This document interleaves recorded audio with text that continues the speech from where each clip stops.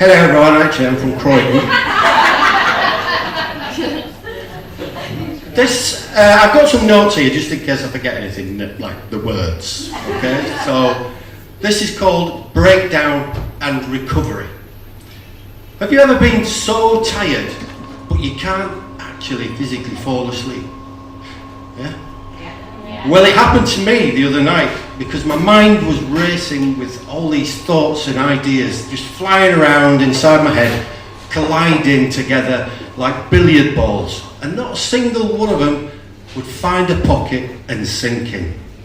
You see, I've been struggling all day to come up with ideas for a gig. This gig, this one, right here, right now, at Ben and Freddy's. Ben and Jerry's? Matt and Fred's, it's written up there. Ben and Jerry's, that's an ice cream place. And you know what? I love an ice cream. Do you know, I had one the other day and it was blackcurrant and clotted cream. Awesome, honestly. Oh, it's good. Do you know what? Anyway, I digress. I desperately needed to get some kit, so I started counting sheep. I'm from the Yorkshire Dales, there's hundreds of them, okay? Anyway, I was drifting off and I got to sheep number 44 and I kind of knew then that I'd arrived, finally, in the land of Nod. Well, how did I know that I'd arrived? Well, because sheep number 44 told me I was asleep. Sheep number 44 was called Brenda. I know she could have been called Barbara, but that would have been, you know, I'm trying to keep this real, alright? So Brenda it is, but the more I look at her sheepy face starts to bear an uncanny resemblance to Benedict Cumberbatch. You know when he played Sherlock Holmes in Sherlock? She's a sheepy Sherlock, complete with a droopy pipe and a deerstalker hat. But instead of smoke coming out the end of the pipe as Brenda gently puffs away, there's a cartoon idea bubble. Our dream's weird. You know, I think I need to lay off blue cheese and crackers before I go to bed in future. Where was I? Oh yeah, the idea bubble. Brenda is suggesting to me that I talk a little bit about my job as a breakdown and recovery driver. Makes sense? You see, it's ironic too really, because a few years ago I actually had a breakdown on my own. Not in a car, in my head. A full-on mental health meltdown. But the irony is this, I found the right help and I recovered. So you see, in more ways than one, I really am a breakdown and recovery guy. You see, when I rock up in the truck with the big amber beacons flashing away, people are usually quite pleased to see me, whether it's 4 p.m. or 4 a.m. They're generally in a situation that they didn't ask for, and, you know, they sure as hell don't want to be in.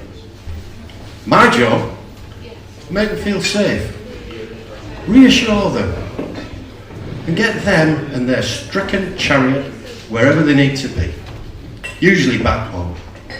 And if I can make them feel better along the way, that's a bonus. Now, the journeys may vary. They could be 5 minutes around the corner, or they could be 5 or 6 hours down the road, up the road, east or west. From our base in North Yorkshire, we travel the length and breadth of this fair isle. Now, sometimes on epic journeys, the longer ones especially, something magical happens. Strangers begin to talk.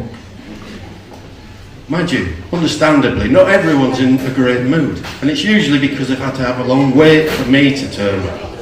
On one occasion, I had a warning call from our control centre to tell me that the guy I was en route to was pretty irate and I should be cautious on my arrival, as potentially this one could turn nasty. Well, I have a look at the job details on my PDF just to check a few essentials. So we've got a registration number, yeah, make, model, location, number of passengers, final destination. Huddersfield, not too bad. how long they've been waiting, shit, and the customer's name and contact number. I decided to give him a quick call. Hello? Hi, is that Mr. Juma? Yes? It's Matt here from the Breakdown Recovery. I'm about 25 minutes away, okay? Sorry you've had a bit of a wait. It's been 4 fucking hours, mate. Look, I'm really sorry about that, but it has been a very busy night. I'm going to be taking you all the way back to Huddersfield, though, so don't worry about any more relays or any more delays, okay? I hang up.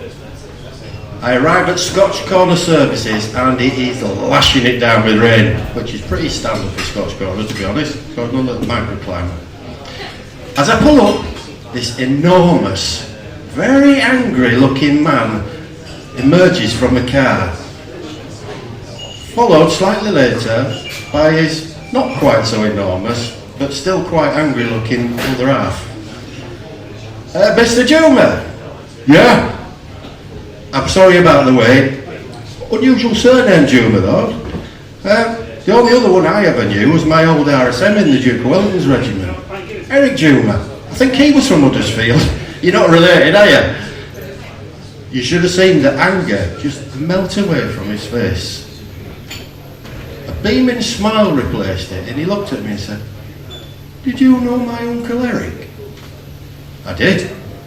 Eric was a great man. He sadly passed away a couple of years ago after a brave and long fight with illness. For many years though, after he left the army, Eric would attend regimental reunions and he'd lead the regimental assembled drunkards in a rendition of our regimental song, "The Dukes are coming up, little boys," and on it goes, but you know. And he'd do all that from a balcony high above the bar. Now this one connection had transformed everything. This angry man, who wasn't that angry anymore, he went and bought me a coffee while I loaded his car.